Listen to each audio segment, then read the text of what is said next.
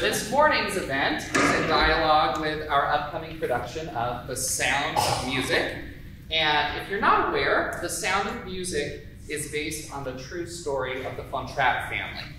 Over the summer, I read Maria von Trapp's memoir entitled The Story of the Trapp Family Singers. In the memoir, Maria accounts for all of the sacred repertoire that their family sang. Palestrina, Bach, Mozart. So that's kind of what inspired today. We're here today to join our voices in community and woodshed, if you will, two of the actual pieces that the von Trapp family sang together. These two pieces were part of the family's actual repertoire and were undoubtedly heard in their tours across Europe and the United States. What we are doing today also serves as a small-scale representation of the family sing weeks at the von Trapp's farm in Vermont. Beginning in the early 1940s and inspired by Austrian tradition, families from all over the U.S. were invited to come to Vermont for a week, stay at the farm, and they would join together in fellowship and song. We do a community conversation for every show, and it always looks different. There's some experiential component. So it was either sing or learn how to make clothing out of curtains. I don't know.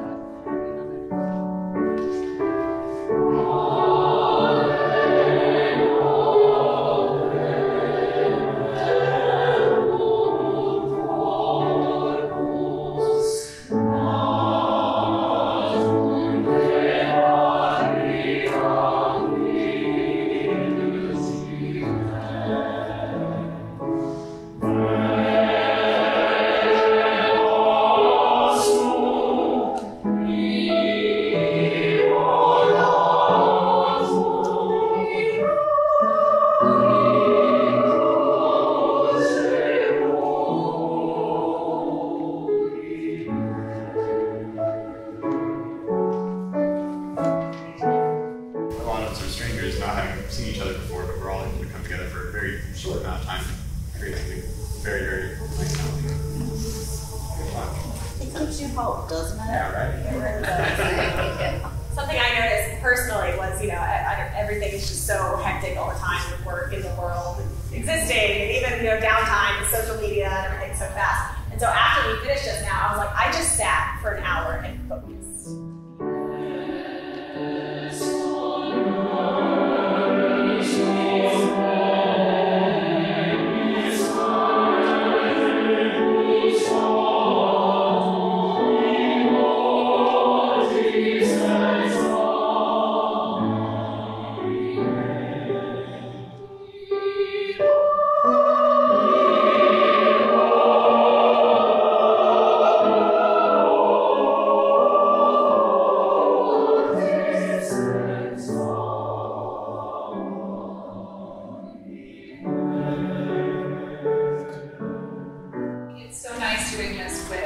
A different set of people because we would tune differently.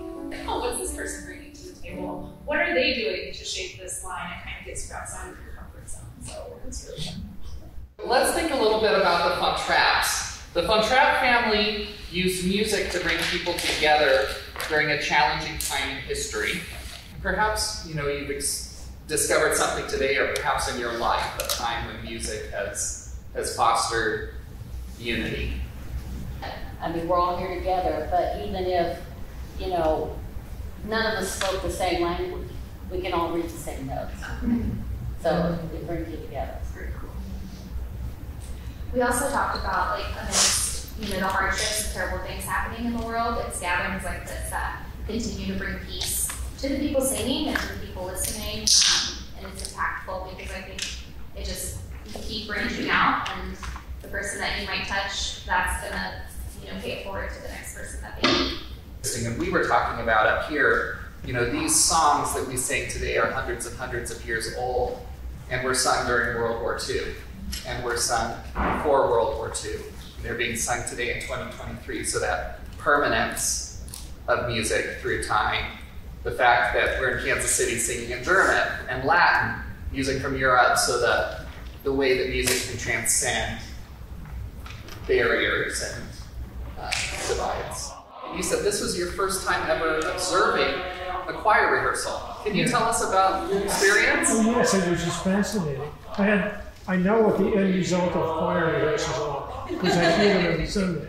But I've never been involved in, not involved really, I was observable. It's fascinating to see what you go through to make this beautiful melody. Well, let's close our discussion section with this question. What memories do you have around the sound of music? But I went to see the movie in 1960. That was before VCRs, and I wanted the beach. So I went about 9 nights to that movie. My mom kept saying, "I'm not going to pay for this." I remember watching it as a kid, and it was on 2 VHS tapes because it was so long. It was split out.